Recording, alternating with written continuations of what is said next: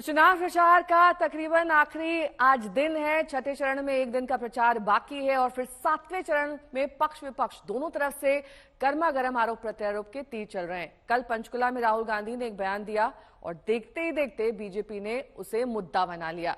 राहुल गांधी ने कहा कि दशकों से वो जानते हैं कि सिस्टम अंदर से पिछड़ी जातियों के खिलाफ है और ये कहने में वो अपनी सरकारों का नाम गिनाते रहे।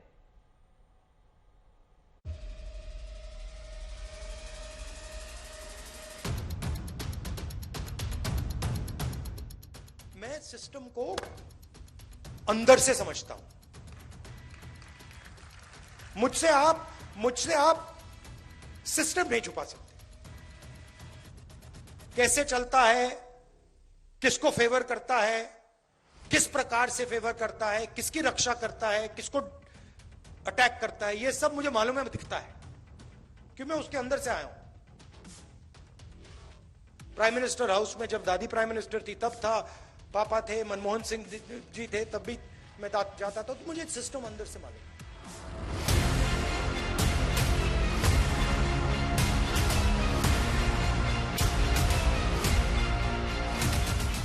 सिस्टम को लेकर राहुल गांधी की ये साफ गोई खुद को दूसरे नेताओं से अलग दिखाने की कोशिश है या हाई वोल्टेज चुनाव आत्मघाती गोल?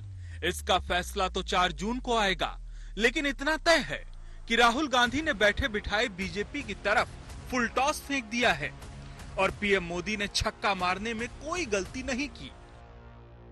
आज कांग्रेस के शहजादे ने एक बड़ा सच स्वीकार कर लिया।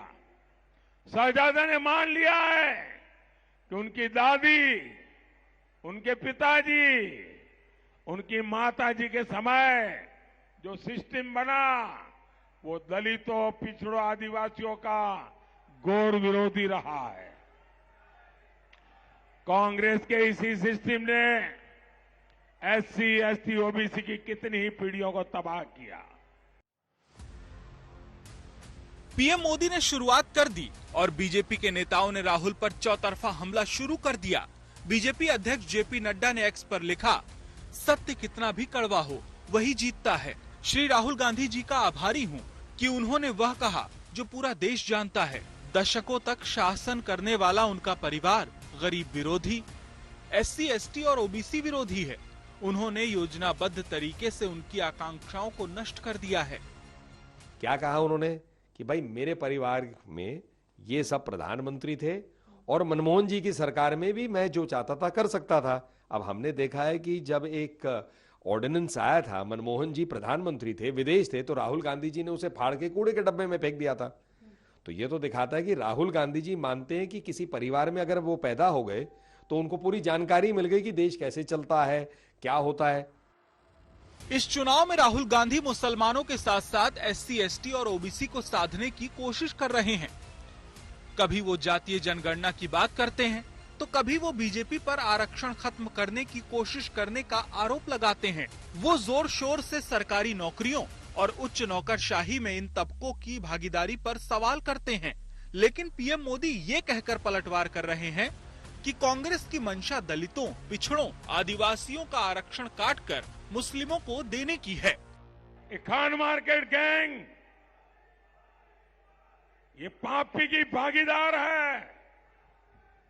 यही लोग कहते हैं कि देश के संसाधनों पर पहला हक मुसलमानों का है।